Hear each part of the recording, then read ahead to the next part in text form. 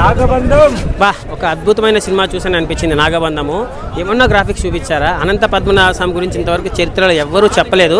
చెప్పాలని ట్రై చేసినా కూడా చాలామంది ఆ గట్స్ రాలేదు.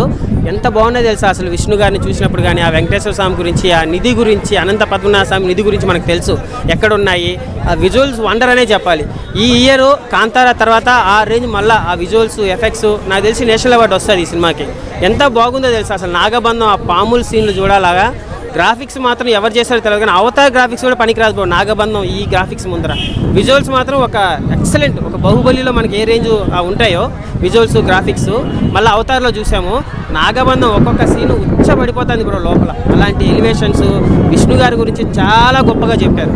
దేవుడి గురించి అసలు ఆ పాము సీన్ చూడాలి బ్రో నాగబంధంలో.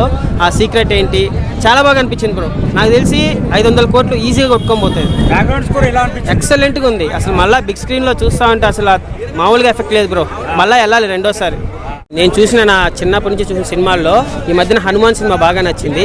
దాని తర్వాత నాగబంధం సినిమానే అన్న. ఎక్సలెంట్ విజువల్స్కి గ్రాఫిక్స్ మాత్రం కంపల్సరీ ఇయర్ నేషనల్ అవార్డు వస్తుంది. ఇలాంటి సినిమాలు రావాలి బ్రో. అప్పుడు ఒక కాంతారా, ఒక హనుమాను, దాన్ని కట్ చేసి ఇప్పుడు నాగబంధం. ఎక్సలెంట్. హీరో ఎవడో తెలియదు. ఆ గ్రాఫిక్స్ విజువల్స్కి మాత్రం గట్స్ ఉండాలి. ఆయన విష్ణు మీద, అనంత పద్మనాభ స్వామి గురించి ఆ చరిత్ర మీద తీయాలంటే గట్స్ ఉండాలా. ఎక్సలెంట్గా చూపించారు బ్రో. మళ్ళీ ఒక మంచి సినిమా వచ్చింది.